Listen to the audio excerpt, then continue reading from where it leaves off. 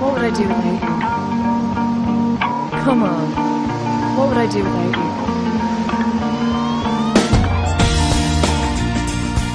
For Glenn and Mark, was it difficult not having Danny around, like for the whole song? They were having Danny around. They were sitting at home throwing shit at the TV. Great. No, what was difficult was that we were making an album, and we've been making music since we were children, and nobody has ever separated us making music before. Bye Black Sheep. Yeah, that was me. So I mean, the thing that was slightly weird, but we dealt with it really well. After a while, Danny had to do kind of double shifts. He worked with the BBC most days, and then had to come to the studio at night time to work with us and so on. But not a lot of people know that the show was a lot of the show was pre-recorded, so we were already had the guts of our album pretty much laid out. We knew what we wanted to do, we knew where we wanted to go, and we just took the challenge on, and we quite enjoy a challenge like that where we work really hard. So when that came up, we just decided to take it on, and we felt it was a really great move.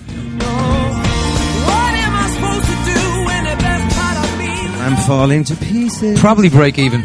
I mean, it's the one song that I think is the heartbeat of who we are in a lot of ways. Sound wise, it's the kind of thing that we sonically go for, and lyrically it's the kind of thing that we aspire to all the time, is to be able to, most people, if we're sitting here at a table and we have an object in that table and it's the same object that we're all looking at, however, you have a perspective on that object, and we have a perspective on that object. And our goal is I suppose it's a breakup song, but it's to try write it in from our perspective and let you see that object from where we see it. So try to create. We're not trying to reinvent the wheel, but we're just trying to say it from a different perspective that probably hasn't been said before. And that song to me is one of those songs that do that. And ever since we've written that song, that and probably Man Who Can't Be Moved are two songs that has stemmed across our career an awful lot. And we're not trying to write that song again, we never would, but I suppose the heartbeat of it and the core of it is something that's very special to us.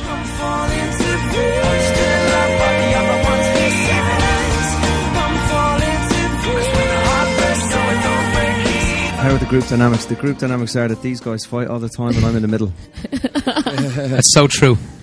That's the so group why are you dynamic. sitting there then? So I'm the referee. You need to be here. You need to be right here in the middle. I know. I don't know why I wasn't there today. Watch out. There's going to be a fight. It can change. It really moves back and forth. I think the great thing about the band is there's that chemistry there. There's a great energy with the band, and it's that energy that's brought us to where we are now, I believe. But sometimes that energy, if you're not careful, can turn the other way and work against us, and we have to be very careful of that. It really is like a marriage when you travel on the road together, and we're together more than we are with our families. I mean, we tour together, we do interviews together, we rehearse together, perform together, eat breakfast together. The only thing we don't do together is sleep together. You know what I mean? Like in a marriage, just like a marriage. Do you know what I'm saying? Write that down. Write that down. Put that in your magazine. Write that down. That's the only. But it's true. Everything but that. Thank God. But so you have to really be careful, because that energy can turn the other way and turn negative. But luckily, we've managed to keep pushing it forward and be positive. So the dynamic is always shifting and changing, and I think everybody knows their roles within the band, and we give each other room to breathe and know when someone needs a bit of space, and we also know when they need to be picked up a little bit, because every now and then you miss home, and every now and then you get tired and stuff. But the best part of it all is going on stage in front of everybody and performing, and that's honestly the best part of it.